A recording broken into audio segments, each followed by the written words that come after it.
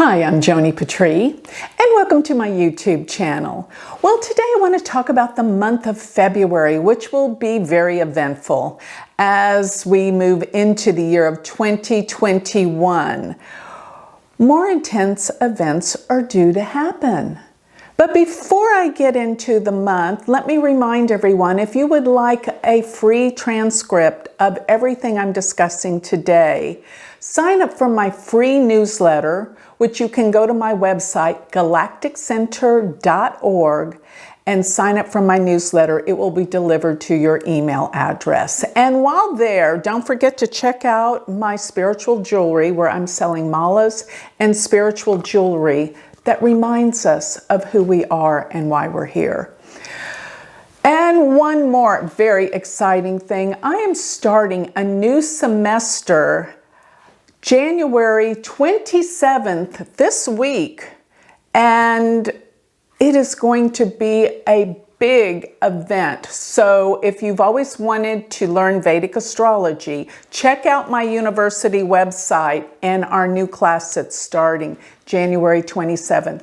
Go to University of Vedic Astrology.com.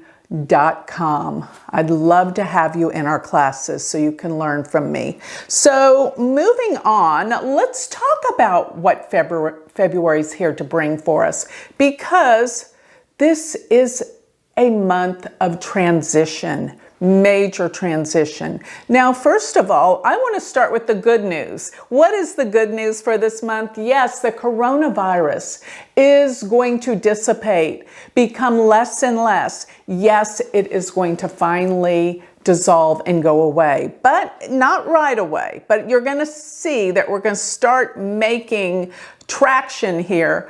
But by March of 2022, the coronavirus will be history. And here's why I say that, because remember always that when Rahu and Ketu have gone into Gemini and Sagittarius in the treacherous nakshatras every 18 and a half years, always brings some kind of tragedy, some major event. But following those times, when Rahu goes into Taurus and Ketu goes into Scorpio, is a healing from those treacherous times. Now, Rahu and Ketu stay in a sign for a year and a half, 18 months.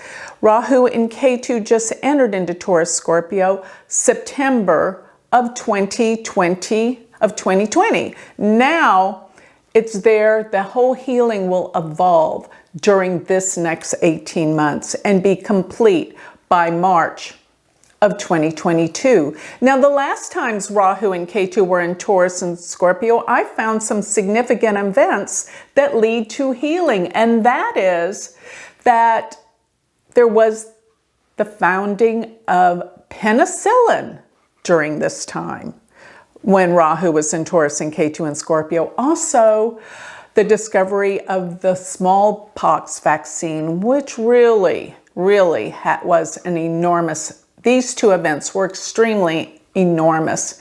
And some of us may not even be here if those events hadn't occurred. So likewise, now we can expect a healing. And I also believe there is going to be a major discovery in health and healing, because along the way, while they've been trying to find how to cure this coronavirus, they've stumbled on some other things. As this year evolves, you will see and you will know about what we're discovering with health and healing, dealing with light and energy. That is a beautiful and exciting thing that is evolving this year of 2021. But now let's talk about some other things. Now, this month is during the time around the new moon, and this is going to be around February 11th. You will see so many planets are all congregated in the sign of Capricorn. I think 7 planets. If you look at the new moon, there's going to be the sun, the moon, Venus, Mercury, Saturn, Jupiter, and Pluto. This is enormous energy concentrated in one sign. We call this a stellium. And all these planets in Capricorn, Capricorn is all about government and organization. Saturn being in Capricorn is the fulcrum of all of these planets. And Saturn in Capricorn is all about responsibility, change, and organization, structure, discipline. All these things have to come together to change our world, to make it a better place. And that's what's happening. But so many people do not like change at all, and they will resist all of the changes that need to be occurring and are happening. That's what I'm seeing happen during this time around mid-February. Now remember the stellium being in Capricorn. Capricorn's a cardinal sign, while Mars is in Aries, and that's a cardinal sign too. But Mars is 90 degrees away from all of these planets. So in other words, it's in a square aspect. And cardinal signs are the most action-packed. They deal with change. So put this together, there is going to be monumental change. And yes, there is going to be some breakthroughs and breakdowns, and it's going to be wild. But a new awareness is due to come out of this. This is a promise, even though the square aspect is very, very confrontational. And I do see a lot of conflict coming this month. Now, at the beginning of the month, you're going to see that it's kind of quiet. There's a lot of talk of unity. There's a lot of talk of coming together. But there is a lot of anger that is unresolved, that is brewing under the surface right now. I know everyone feels it and knows it. You can't deny it, even though it will be tried that we're going to not act like it's not there.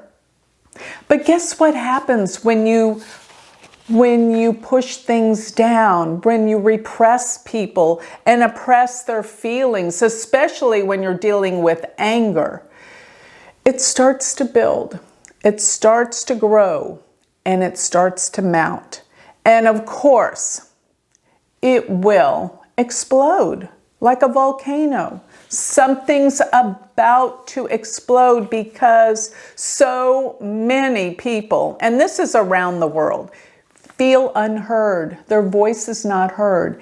And they feel like there is a total injustice. So many things are denied, and emotions are building and growing. You can cut it with a knife as this happens. Now, I believe everything happens for a reason. And everything now is happening for a reason. And there is going to be a major change, because what has to happen now is all the old paradigms of things that didn't work before have to be addressed and have to be relieved and worked on, healed. It's going to take time. But everything is happening for a reason, to bring these things up so that we can see them, so we know what we are dealing with and how to deal with it. Now, around February 22nd, Mars is going to go into Taurus. And while it's in Taurus for this about 6-week period, from February 22nd to April 13th, it's coming together with Rahu. You're going to hear me talk about this quite often because this is huge. And there's a portion of the zodiac right there around 20 degrees of Taurus. That is a very sensitive point. I have found this degree to be active during major events in the world. So Mars and Rahu will come together at 19 degrees of Taurus. Always remember, I'm talking about the sidereal zodiac. I'm a Vedic astrologer. But you see, with all the talk of unity, there has never been such a great divide in the world, and especially in the United States. You can't force people to feel a certain way. You can't tell people what to do. People feel right now that their freedoms are not being recognized. And this is a huge, big deal. Freedom is what at least the United States is built on. And there's a big crisis going on because so many people, and through media, all the different means of media, they're being denied. Their voice is not heard. So we're going to see some big things come out of this. Now, the coronavirus was a huge event that should have brought people together, but it didn't. So let me just say this. There has to be a major event that will bring us together. And I don't think it's governments talking about unity or talking about it, because it's gone too far and things are about to change. I think we're moving towards a revolution, a revolutionary time on planet Earth. This is a big deal. A big event is coming.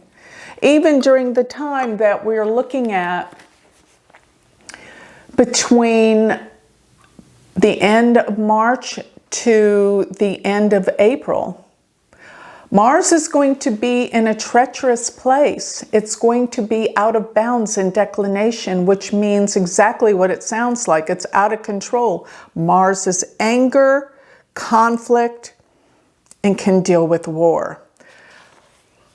So I feel like this deep-seated anger that people are denying, hoping it'll go away, it's going to explode. And what happens is people feel a sense of revenge. And yes, this does deal with politics. What is politics? Why do people get so upset about politics and what's going on in the world? Why do they take this so personally? I'll tell you why. Because politics are based on beliefs. And when you have a very, very strong belief about something and you feel like there's been major injustices, many people become very righteous and want balance and want justice from it all. So something's got to give here. Can't be ignored. So here's where I think we're going with all of this. And this is where, what can you do? What exactly can you do to find your peace in such intense, angry times? I've got a message I want you to take to heart. Please listen, because this can work. Remember, astrology is we're looking at the energies of the planets. We can take this energy and use it for good. We have free will. And you can also take that energy and use it for bad. And most of all, ignore the energy of what it's trying to tell us and how we can change and make our lives better. And most people do, because they don't want to wake up. They don't want to see the truth. But here's what you can do to help the world. We're going to get on with a lot of certain dates and times this month, but let me give this message and listen without criticism, because here is what it's all about. I've always said, what's out there in the world is a reflection of what's going on within us. And if we don't like what's going on out there, we can change what's going on within us. And I know it's not easy if you are so angry to adjust to this. But during this time, the month of February, we have some important planets traveling in the nakshatra called Shravana. Remember, there's 27 nakshatras in Vedic astrology. They are so profound because those portions of the zodiac are relative to the stars. The stars give the nakshatras their meanings. And Shravana's symbol is an ear. It's called the star of listening. listening and learning. And we can't learn unless we totally open our minds and our ears and hear what's going on. So the planets that are in Shravana right now this month are Jupiter, Saturn, Venus, and Mercury. And I think it's very important that Mercury is retrograde for most of this month. It's like we have to go back and reassess things, and especially being in Capricorn in the nakshatra Shravana, the listener. And if you can truly open your heart and your mind to listen and hear, you can have a major effect that's going to really help not only yourself, but the world. Because when we change, we have an effect on the outside circumstances in the world. And we have this power. So let me talk about this whole phenomena politically that everyone's sensing, feeling. There's two different sides to the coin. Let me talk about both and what I'm hearing what people are saying and what they're feeling.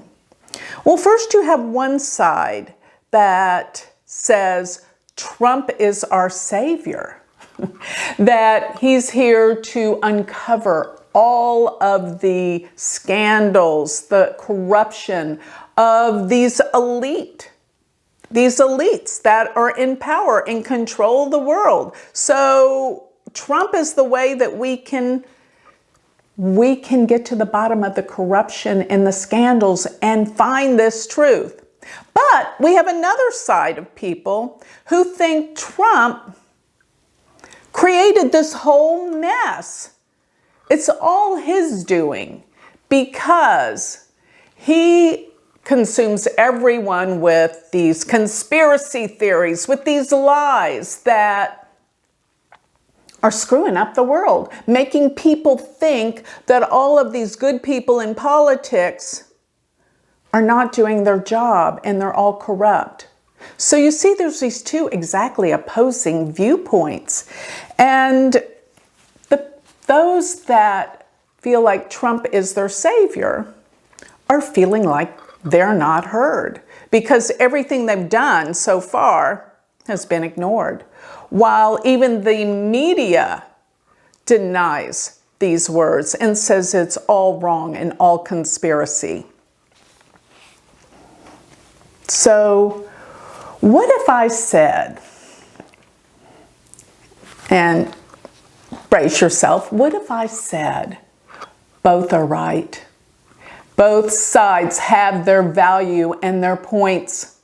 And we cannot be so one-sided and closed off to listening to what the other side feels and thinks. And yes, a lot of people may be enraged that I even thought to say that because I'm giving you both sides of the coin.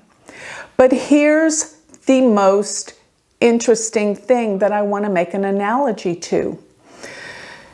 When you look at a dysfunctional relationship, okay, and I know we all have friends that have been in, or, our lives, dysfunctional relationships where the other person is to blame for everything. And it's almost like you look at this as the victim and the victimizer. And the victim is taking all of the hurt and destruction from one person who is like the evil one. But let me say this, and you have to realize in every relationship, there are two sides to the coin. And many times when you have this relationship of one being the victim and one being the victimizer, well, the victim provokes the victimizer to do the things that they do. So there's always a reason and a give and take why relationships are dysfunctional. But the only way to heal these relationships is to take responsibility and to look at it and go, what have I done that contributed to this dysfunction of the relationship? So in other words, you can't always blame the other person. Take back. It takes a very evolved and aware person to look at their part in making a relationship dysfunctional instead of always blaming the other person for everything. Because remember this, and you have to know that people that are always blaming, they're always in a horrible relationship and it's always the other person's fault. Guess what? They don't look at how they can heal it, what part they had in it. So they end the relationship and move on. Guess what always happens? They get another relationship where they're the victim and they have people doing all these horrible things to them. So it's not until they can look at themselves and become aware and heal the relationships that they can have a functional, beautiful, loving relationship. So all of this is exactly what needs to happen within each of us and in our hearts, to listen and hear both sides and see what you can do to heal it and not contribute to all the anger and hate and hostility, because both sides have their points. There is not just one side that is all right.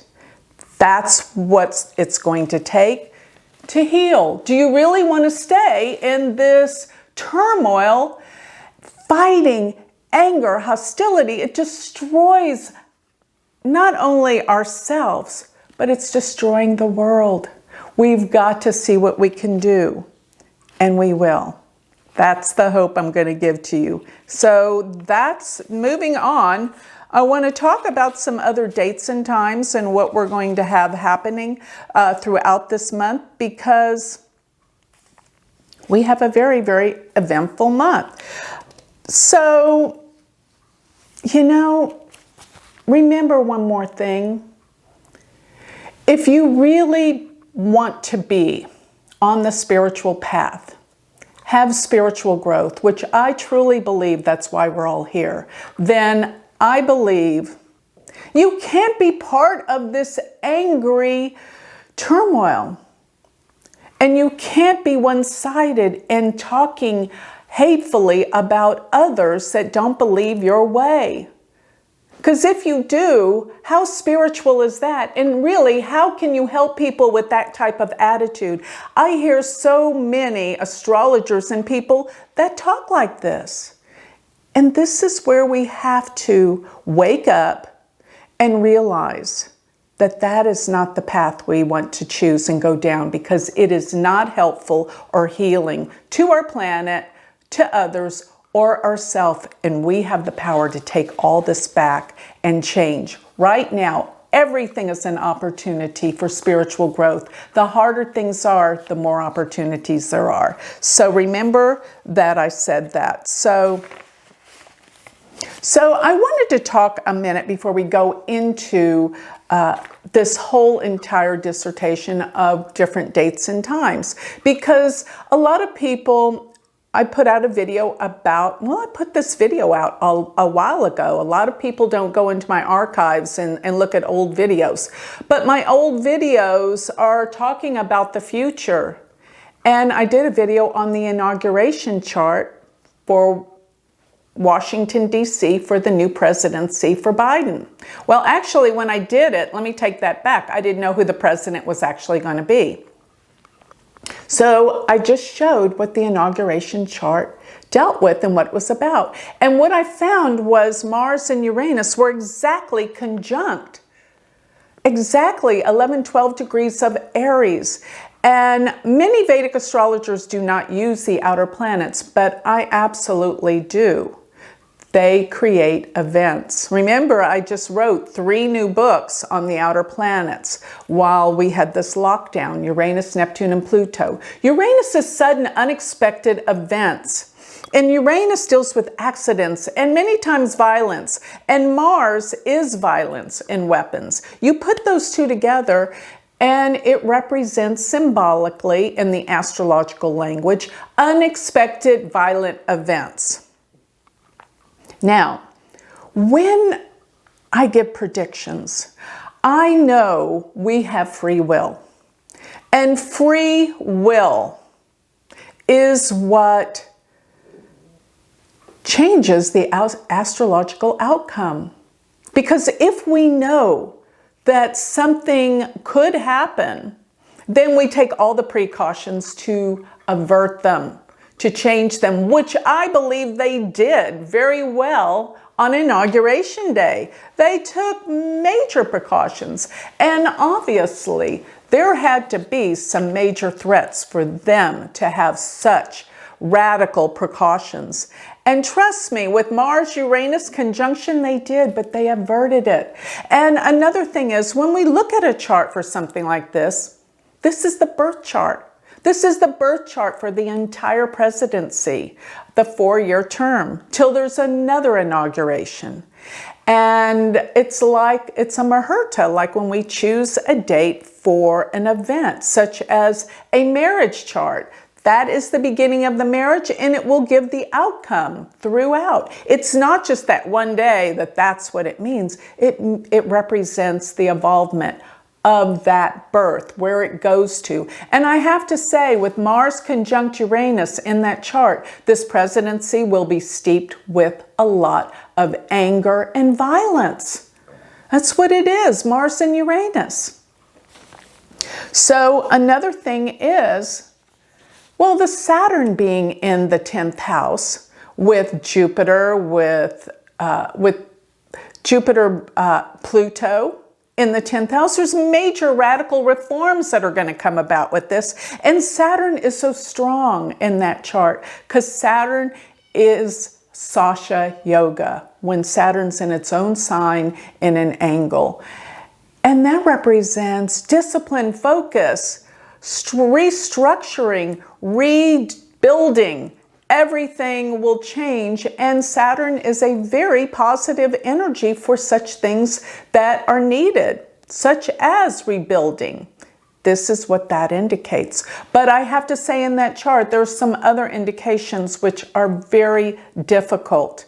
And I will go on with that at another time, but it is a very difficult chart.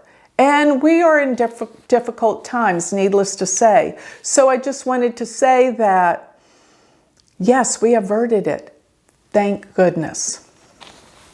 So the next thing I want to talk about is that these planets, Saturn, Jupiter, while they are with the Sun this month, they're combust. So there is a lot of things that are not going forward, not getting done because, well, for one thing, Mercury is retrograde most of this month. So I'm looking at February 4th. That's actually when Mercury goes back into Capricorn. You see, Mercury is retrograde. And while it's retrograde, it went retrograde in January, but it will go direct February 22nd.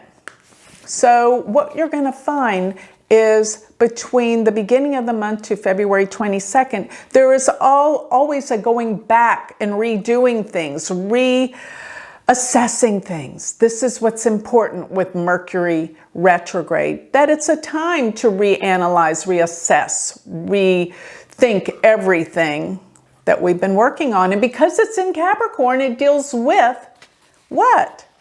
It deals exactly with government and government affairs and order, because Capricorn is all about order. Capricorn's also about business and the economy, and that's going to have to go through a transformational change with all of the problems that we've had with the coronavirus. So I just want you to know that February 4th, Mercury enters Capricorn going backwards. It's retrograde. And there's going to be so many readjustments in policies and laws, because that's another thing. And government affairs will change. There's going to be a lot of backtracking, and probably a lot of things will not go forward like they should for a while until Mercury turns direct and starts picking up speed. So as I said, the new moon is February 11th. And this new moon is actually at 29 degrees of Capricorn. You know, it's funny, last month the new moon was at 29 degrees. And whenever we have planets at this last degree of a sign, it represents that there's something that has to be complete. It's not quite done. We're not moving into the next sign yet. There's something that really needs to be reassessed about what has been transpiring. And of course, being in Capricorn, once again, it's about government, but it doesn't mean that things are moving forward. There is a last and final event that must occur. And this is relative to this month where the new moon begins. Because when the new moon begins, it begins something new, but it can't. There's old things that need to be completed and brought to fruition before something can be completed. And I think this whole month will be finishing up projects that are incomplete, that need closure. So there is still a lot of work to be done, considering finishing up before we can start anything new. And Capricorn does deal with business. Remember, that's all about business affairs. And a lot needs to be done because the coronavirus has devastated so many businesses around the world. There's a lot of restructuring and work that needs to be done before something new can be evoked. So February 20th, Venus will leave Capricorn and go into Aquarius. This will be like a breath of fresh air because Aquarius is so much lighter than Capricorn. But remember this, Venus is the feminine principle. And going into Aquarius, Aquarius is the sign of humanity. It's the humanitarian sign. And Venus is female. So I get there's going to be a lot more that you're going to see with leadership and progress with female leaders and events with females in charge to create a better world. And yes, it will come that there will be a lot of human rights and rights for women that will surface and be worked on and bring a better world. And let me just say this, Aquarius deals a lot about the environment, and a lot of things while Venus is in Aquarius will concern changes to improve and clean up our environment in environmental affairs. So Venus is the planet of love, and I gotta say, in Aquarius, it will be much easier than in Capricorn to have relationships and to work on relationships. So February 21st, yes, that is when Mars enters Taurus. February 21st, February 22nd, around that time, Mars is going to enter into Taurus.